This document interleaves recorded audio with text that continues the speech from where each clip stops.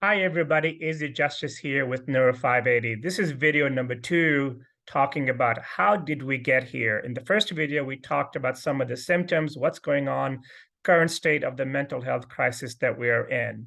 So how did we get here, and why is this such an important question to ask? I feel like this question is an overlooked question.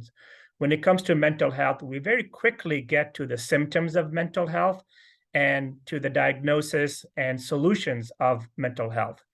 But we really need to make sure that we're solving the right problems. And in order to make sure that we're doing that, we really have to understand how is it that we actually got here. So let me try to walk you through, from a neuroscience perspective, how we're thinking about the journey that led us to the current state. First of all, our brains were not designed for the amount of stimuli that it is consuming today.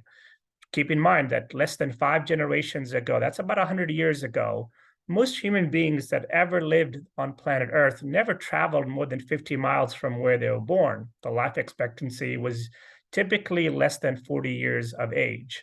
In other words, we have an organ, our brain, that is simply not designed to consume this much amount of stimuli. Most human beings, again, if you grew up within 50 miles of where you were born, you had the same amount of stimuli, the same weather, the same threats, the same food, the same generally kinds of people. If you look at where did this overstimulation, this overconsumption of stimuli, which is a combination of information and entertainment, where did it really start? I want to backtrack to a 50-year period between 1960 and the year 2010, plus or minus a few years. This is when the amount of stimuli in terms of access to stimuli, all the way from radio and television, began to explode. In the 1960s, globally, we began to have televisions everywhere, which really brought a very powerful image-based stimuli that the brain began to consume. Prior to that, there was certainly radio. In the 1970s, the amount of television stations began to exponentially increase, and tribalism from a consumption, from a mental consumption, began to increase also. You had a music channel, you had an information channel, you had a news channel, you had a geography channel. So just more channels that allowed information and entertainment to be curated to whatever it is that you wanted to consume. And obviously it began to explode through the 90s and the early 2000s with the advent of the internet. Suddenly we had instant access to all kinds of stimuli. The game changer, the next sort of big spike, was around 2010-ish. That's when, as I talked about in the last video, the amount of mobile devices that we now carried with us wherever we went completely changed the game. Prior to that, in order to get that information, that entertainment, we had to go somewhere, to a radio station, to a television, to a movie theater, to an experience. Whereas now we don't have to go anywhere. It's all that stimuli, that overabundance of stimuli that our brain is consuming, is right in our hip pockets. There have been some fascinating trends between 1960 and where we are that matches this overconsumption of stimuli by the brain to many physiological issues. The most notable one is obesity.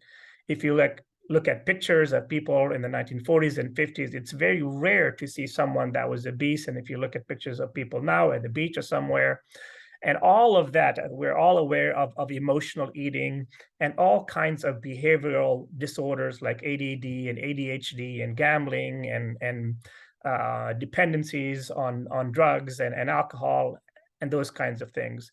If you look at those graphs, they very conveniently match the graph of where our brain was simply consuming way too much. And it begs the question, all of these human conditions, these physiological conditions, are they related to our brain simply trying to cope and reduce the amount of noise that is in our head? But make no mistake, we are now living in a time period where all of our information and entertainment consumption is curated, creating an enormous amount of tribalism.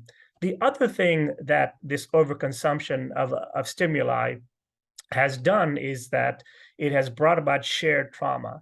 Trauma used to be something that you either experienced yourself or in a very small private environment, because we have access to so much stimuli instantly in another part of town or state or country or even the world, if something happens, we have instant access to that trauma.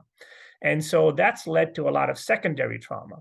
In other words, our brain is now processing experience that are not our own, but of that other of other people, of other situations that again is elevating our collective PTSD. In the last video, I talked about COVID being a traumatic event, but COVID, in our view, from a neuroscience perspective, was the perfect storm on top of a perfect storm. We were already going that way. We forget that prior to COVID, as globally, we're going through a Black Lives Matter movement. We went through a Me Too movement and really a very divisive socio-political environment. So it's not like COVID came when we were doing amazing cognitively and we were healthy mentally. COVID came on top of a vast system storm that has led us to where we are. So we should not forget that the primary cause of the mental health crisis that we're in are all of these reasons that you see on the screen here. In the next video, the last video, I'll share with you a solution that addresses many of these causes.